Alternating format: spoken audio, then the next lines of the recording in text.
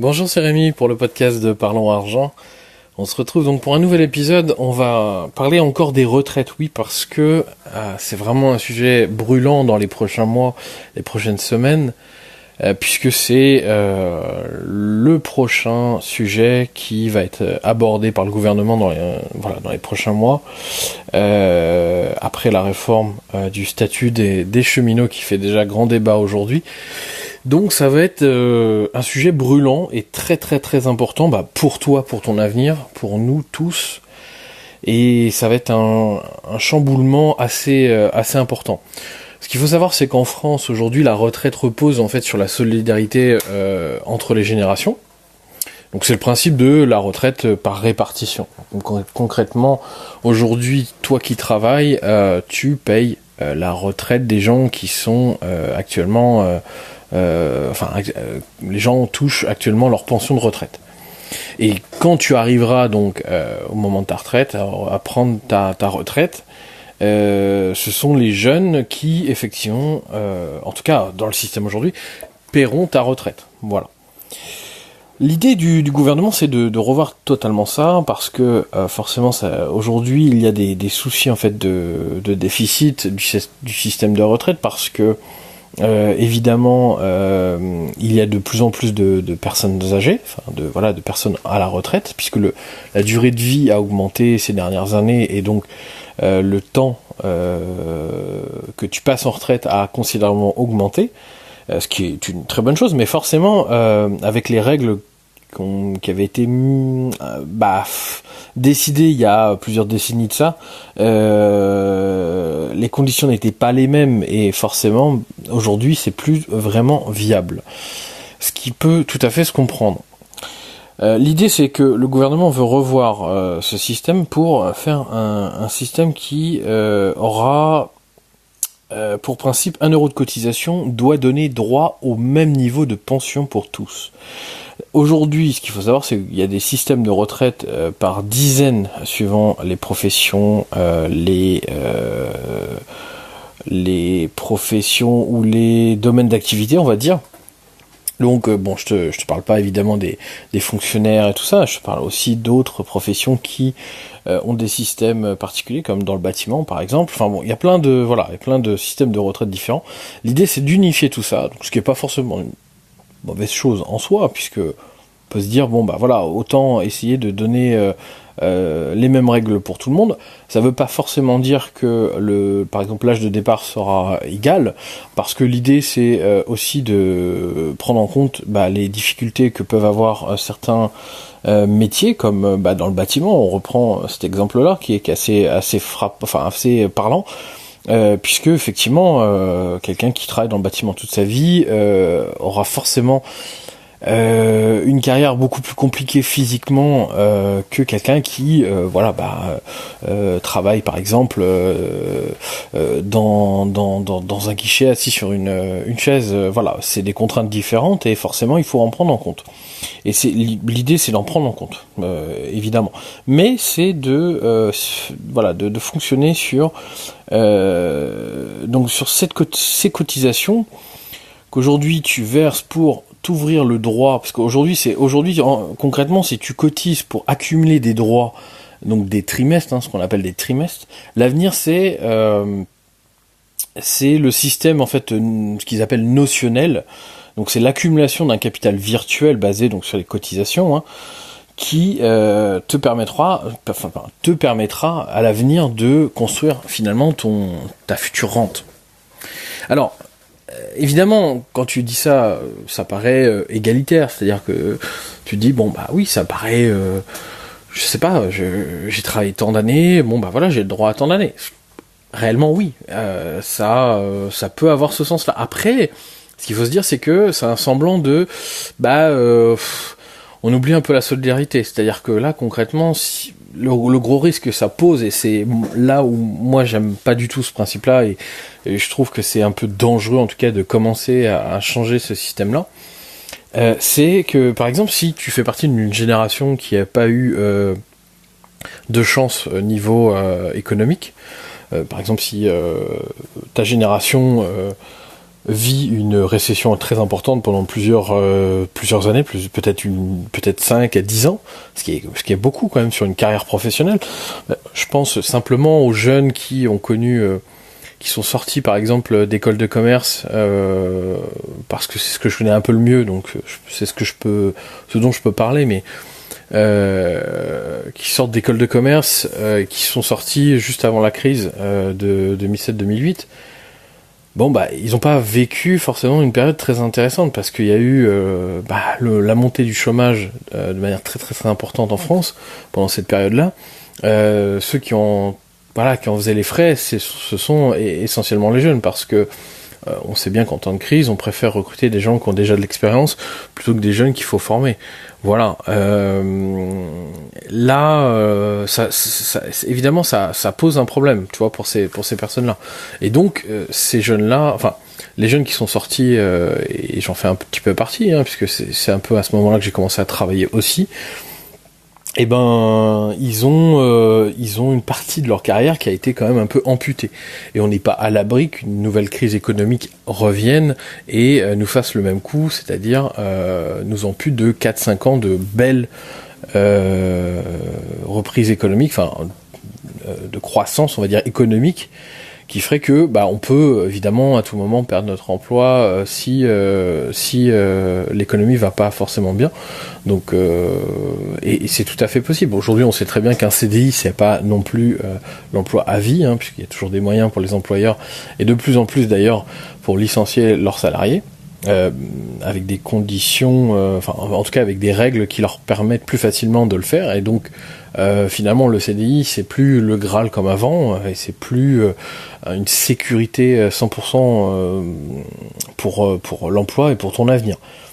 Est-ce que vraiment tu veux ça ? Est-ce que vraiment tu veux ça pour ton avenir ? Est-ce que tu te dis, je fais confiance au système de retraite, je fais confiance au gouvernement successif, hein, parce qu'aujourd'hui on est en 2018, mais bon, je veux dire, moi, tu vois, j'ai 30 ans, le système de retraite, il va sûrement encore changer dans les prochaines années, tu vois. J'ai que 30 ans. Donc, potentiellement, je prendrai ma retraite dans 30 ans, voire un peu plus. Tu imagines bien que, effectivement, la retraite, le système de retraite va changer encore dans les 30 prochaines années. Ce sera pas le même que celui qui va évoluer, peut-être l'année prochaine, puisque le gouvernement veut commencer à discuter sérieusement à l'été pour faire une modification du système de retraite très rapidement après en 2019. Donc ça va arriver très très très vite. Est-ce que vraiment tu veux de ça ? Moi, en tout cas, je te le dis tout de suite, moi je veux pas de ça. C'est hors de question.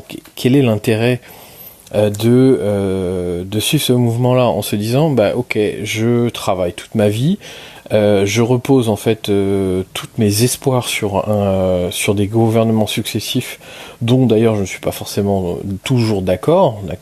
On peut être d'accord à certains moments et à d'autres moments pas d'accord sur ce que fait les gouvernements successifs. Donc en gros j'ai juste à prier que le système de retraite sera en ma faveur, et surtout que j'ai pu bénéficier pendant mes 30 prochaines années et puis les 10 dernières années des conditions économiques favorables pour mon émancipation, pardon, et surtout que qu'il y ait notamment de la croissance économique, mais surtout qu'il n'y ait pas de chômage massif comme il y a pu en avoir ces dernières années, et comme il y en a encore aujourd'hui. On est encore à des taux de chômage qui sont quand même très très importants par rapport à d'autres pays européens. On va pas se le cacher, même si ça va mieux. Est-ce que ça va continuer à aller mieux dans les prochaines années ? On ne sait pas. Ça a l'air de bien se passer pour le moment, mais ça ne veut pas dire que on n'est pas à l'abri peut-être d'une crise dans les 5 prochaines années qui pourrait nous replonger sur peut-être plusieurs années encore d'incertitude, qui ferait que l'économie irait pas bien, et du coup l'emploi aussi serait impacté. Puis je te parle même pas de ça, je te parle aussi, on en a déjà parlé la dernière fois, mais l'évolution du marché du travail, tu le sais très bien.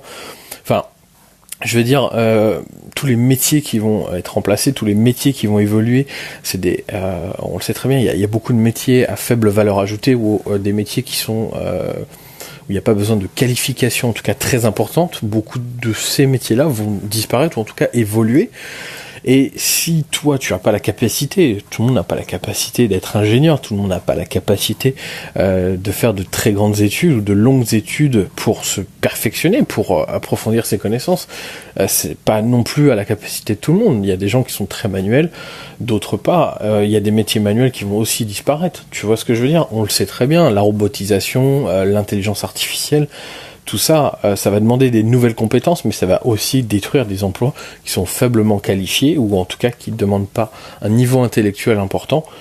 Et ça amènera peut-être, moi je le pense en tout cas, à un chômage de masse, très probablement. Donc l'évolution des métiers, la disparition de certains métiers, ça on en a parlé, et puis finalement, si on devait résumer tout ce que je viens de dire, c'est en gros, tu ne peux pas être certain, en fait, d'avoir une bonne retraite. C'est ça, en fait. C'est aujourd'hui, tu peux pas te dire, si le système va changer, hein, je te le dis tout de suite, il n'y a pas de, après, il peut y avoir des manifestations ou je ne sais quoi, mais il faut faire évoluer le système de retraite parce qu'il n'est pas pérenne, je sais pas comment on dit d'ailleurs, il n'est pas viable. Je vais peut-être plutôt utiliser ce mot-là, donc il n'est pas viable à long terme. C'est-à-dire qu'aujourd'hui, le système de retraite tel qu'il est fait n'est pas viable à long terme par rapport au fait qu'il y a l'augmentation du durée de vie des gens en Europe, en France, dans le monde, de manière générale.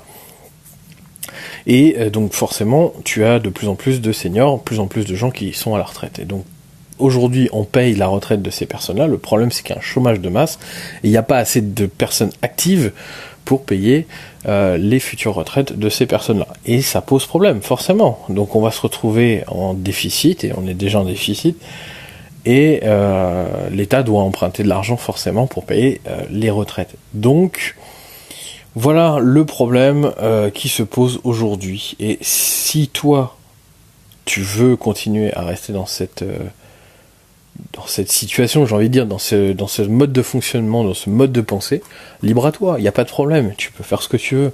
Moi, c'est pas mon cas. Moi, je veux agir avant de me retrouver dans cette situation. C'est pas à 55 ans ou à 60 ans que je me dirais, putain, je suis désolé d'utiliser ce mot-là, mais je suis vraiment obligé de l'utiliser, mais putain, pourquoi j'ai pas pris de décision avant pour essayer de changer ça, pour essayer de trouver des solutions alternatives qui me permettraient justement d'arriver à une liberté financière qui me permettrait de voir l'avenir un peu mieux que si je dépendais à 100% du système de retraite qui m'est imposé par l'État.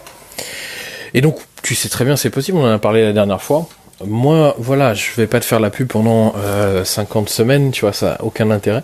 Moi, je veux simplement les gens qui passent à l'action. Donc, si ça t'intéresse de passer à l'action, si ça t'intéresse d'en savoir plus déjà, tu peux déjà écouter les précédents podcasts où j'en parle beaucoup plus en profondeur. Mais voilà, je vais pas refaire le speech, mais voilà, télécharge le guide, devenir rentier. L'idée c'est pas forcément de devenir rentier, tu vois, dans 2 ans ou 3 ans ou 5 ans, même si ça peut être un objectif, et ça c'est génial, tu peux, avec ce guide, arriver à cet objectif-là. Mais c'est aussi, là on parlait de retraite, tu vois, c'est aussi ça, se construire une future rente pour ton avenir. C'est-à-dire, aujourd'hui, tu es dépendant pour prendre ta retraite de l'année légale de départ en retraite pour toucher ta retraite. Mais si tu commences à construire ton patrimoine financier dès aujourd'hui, tu pourras peut-être partir en retraite à 50 ans. Tu pourras peut-être partir en retraite à 45 ans. J'en sais rien, tu vois. Mais c'est tout à fait possible et envisageable. Tu vois, aujourd'hui, si tu as 25 ans et que tu commences à appliquer les quelques conseils que je donne à l'intérieur, mais tu peux envisager de prendre ta retraite à 45, 50 ans, je te le dis, sans problème, sans forcer. Voilà, c'est simplement utiliser quelques leviers qui sont juste indispensables. Pour moi, c'est indispensable aujourd'hui de fonctionner de cette manière-là. Et qui sont très simples à mettre en place. Il faut simplement avoir envie de passer à l'action et surtout ne pas avoir peur des préjugés ou des on-dit sur l'investissement. Voilà, c'est simplement ça.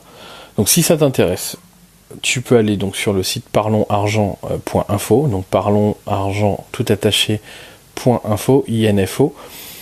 Tu rentres ton adresse email et tu vas recevoir immédiatement le guide. Donc tu as un PDF, une présentation, pardon, avec quelques slides et 3 fichiers audio où je t'explique tout de A à Z.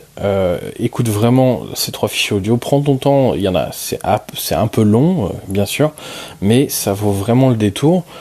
Et surtout, passe à l'action. C'est la seule chose que je peux te dire, c'est le plus important, c'est de décider de ton avenir, de prendre ton avenir en main et de passer à l'action. C'est le plus important.